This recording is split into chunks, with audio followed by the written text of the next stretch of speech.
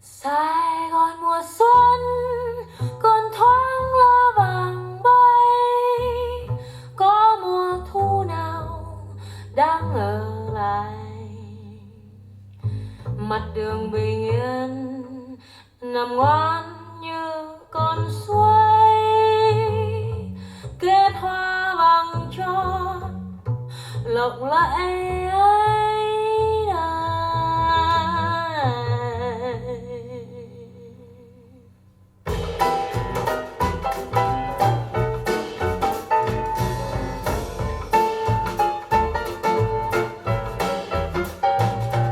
ngọn gió rung cành khi chiều chưa hết nắng, đường phố em về dòng cùng hoa quyến luyến, trôi lá que mầm cho đời biết tên.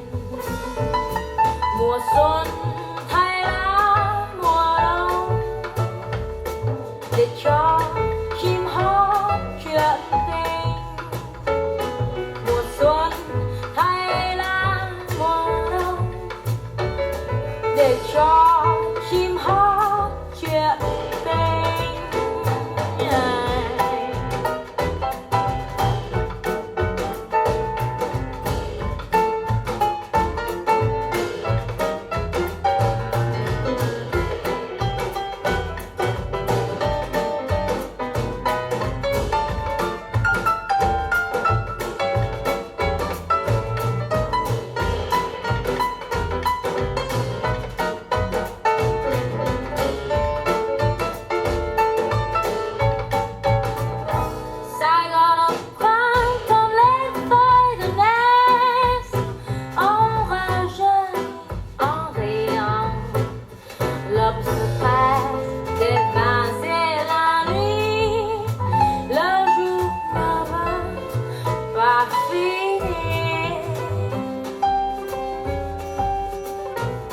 Le vent caresse les branches dans le soir, les fleurs enlacent tes beaux cheveux noirs, les bourgeons se font remarquer.